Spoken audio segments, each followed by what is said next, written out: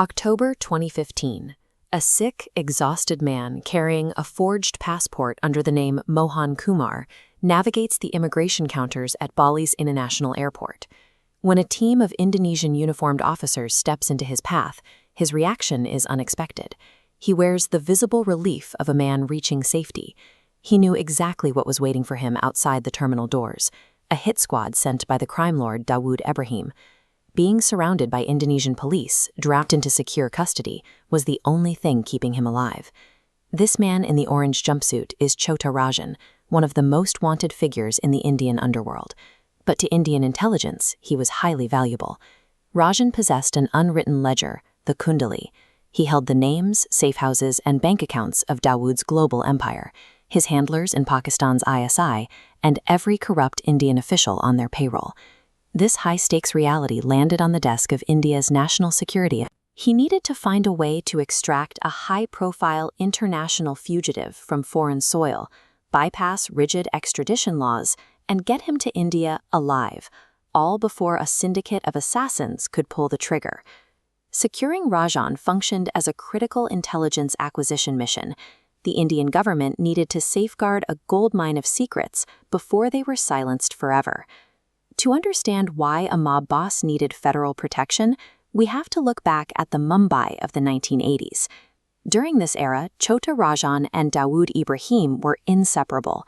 Together, they built an underworld syndicate that exerted total control over the city's criminal enterprise. That alliance shattered on March 12, 1993. A series of devastating bomb blasts ripped through Mumbai. The mastermind was Dawood Ibrahim, operating with logistical support from Pakistan's intelligence agency, the ISI. Hundreds of civilians were killed. Rajan severed ties immediately. Rebranding himself as a patriotic Don, he declared war on his former partner.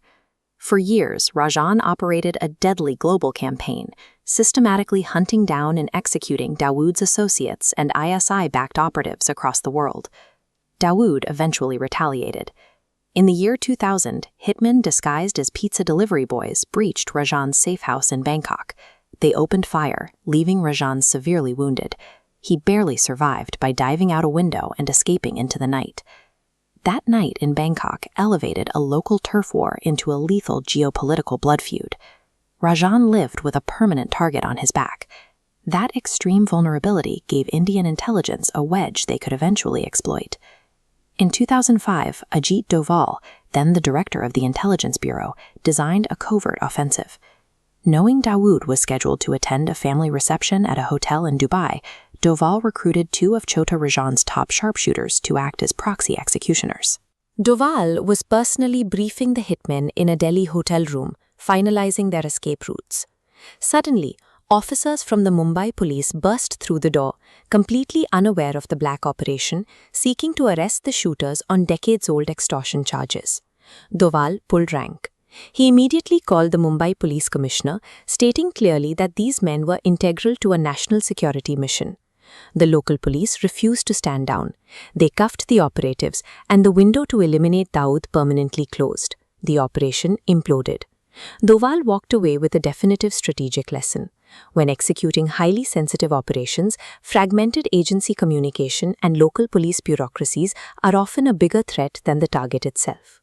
10 years later, the board reset. By 2015, Rajan's health was failing in Australia. His network was fractured, and Dawood's assassins were closing in. Out of options, Rajan sent a quiet message to Indian intelligence. He wanted to come in. Now the National Security Advisor, Doval put his 2005 lessons into practice. Direct extradition from Australia involved a maze of slow legal hurdles. Instead, Doval instructed Rajan to fly to Indonesia. The moment he was airborne, Indian authorities activated a dormant Interpol Red Corner notice, forcing Indonesian border police to detain him upon arrival. As the news broke, Dawood's operatives scrambled to reach Bali, but Doval was already a step ahead. A joint strike team of raw agents and elite commandos landed on a chartered flight, throwing an impenetrable ring of security around Rajan. Then came Doval's final tactical maneuver. The traditional protocol for an extraction flight would dictate landing in Mumbai, where Rajan's crimes had been committed. But Doval remembered the breached hotel room in 2005. He chose to bypass Mumbai entirely to avoid exposing the asset to local police ranks infiltrated by Dawood's payroll. The plane was diverted directly to federal territory in New Delhi, landing under absolute, unquestioned national security control. Rajan was immediately placed inside an isolated high-security cell in Tihar Jail. He was insulated from the underworld, safely out of Dawood's reach, and secured for systematic debriefing. By turning an arrest into a covert rescue mission, Ajit Doval outmaneuvered Pakistan's intelligence apparatus without firing a single shot. The extraction secured a living library of hostile intelligence, proving that a single asset, protected by proactive planning, could be more effective than years of reactive bureaucracy.